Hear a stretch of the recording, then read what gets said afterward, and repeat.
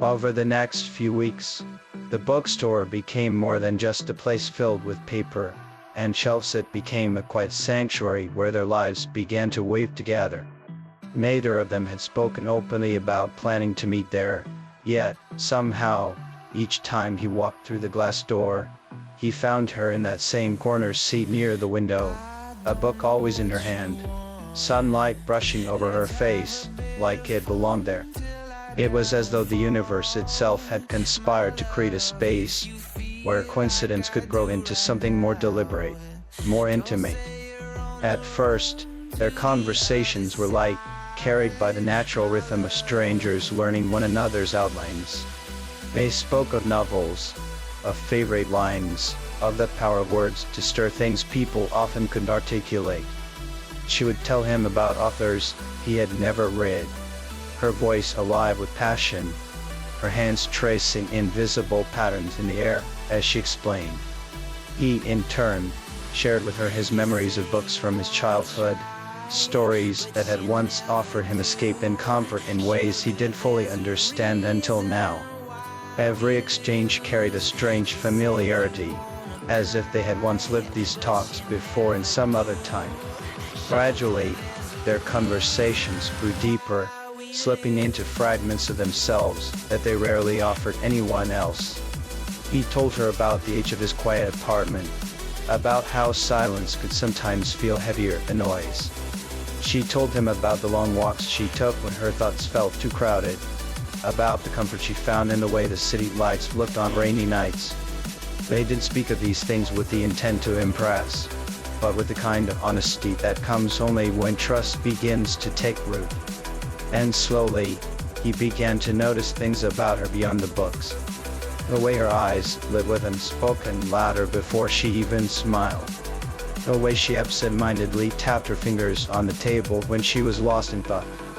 The way she tilted her head, ever so slightly, when she listened to him, as if every word mattered. It startled him how much these small details began to matter, how deeply they etched themselves into his awareness. One evening, as twilight poured through the windows and painted the bookstore in soft shadows, their conversation drifted into silence. Yet, unlike other silences in his life, this one was alive, filled with warmth and unspoken themes.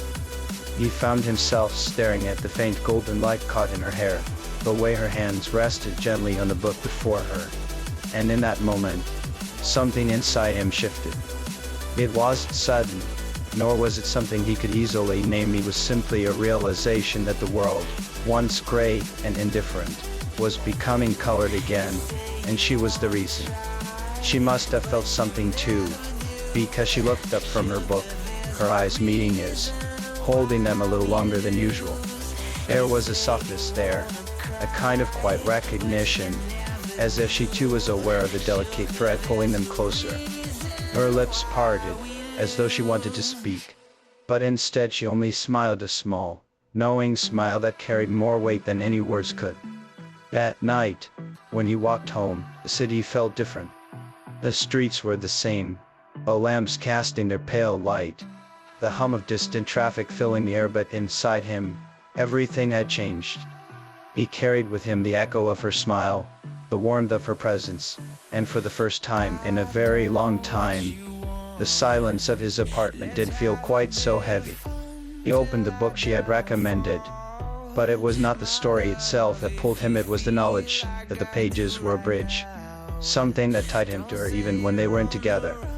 And as he turned each page, he realized that perhaps what he had been waiting for all along was not just a story written in ink, but one unfolding slowly in the spaces between two people, one that neither of them could predict, yet both of them felt was worth following wherever it might lead.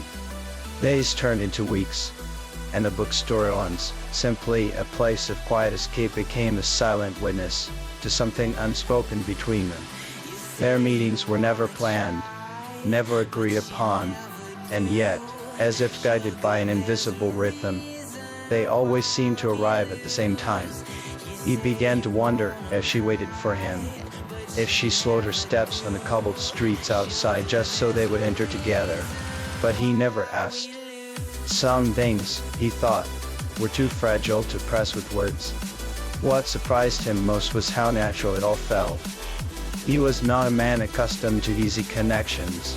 For most of his life, people had passed through him like shadows, brief encounters that left no trace. But with her,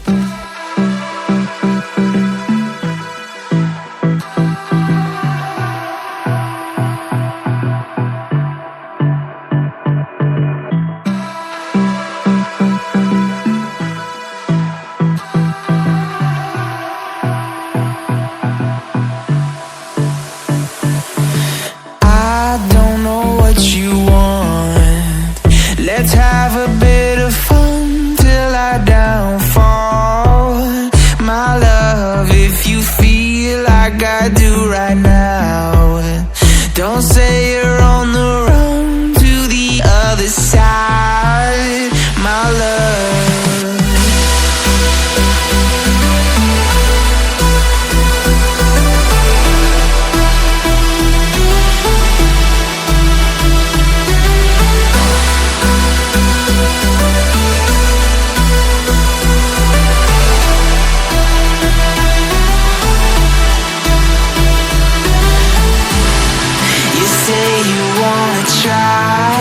but you never do.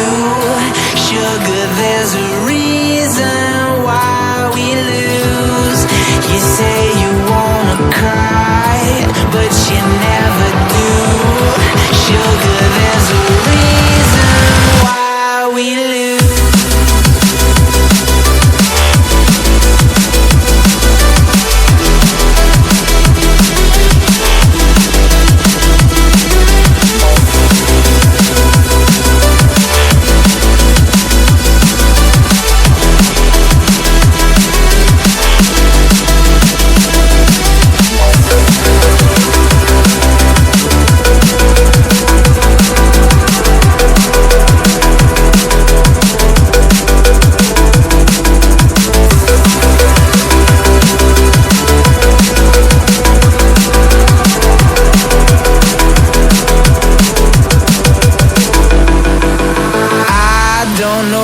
You want.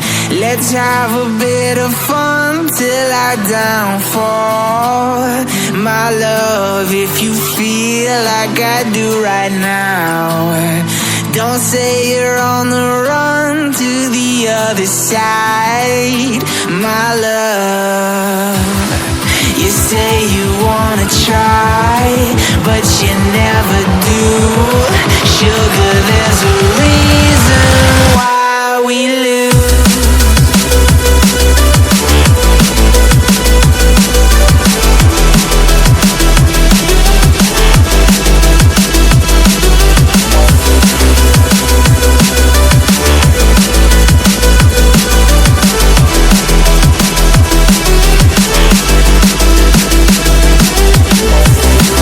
You say you wanna try, but you never do. Sugar, there's a reason why we lose. You say you wanna cry, but you never do. Sugar, there's a reason why we lose.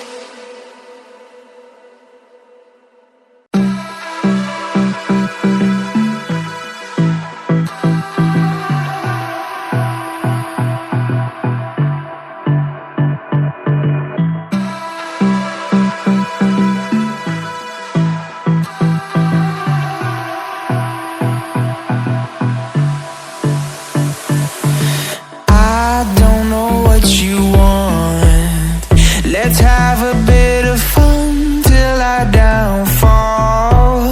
My love, if you feel like I do right now, don't say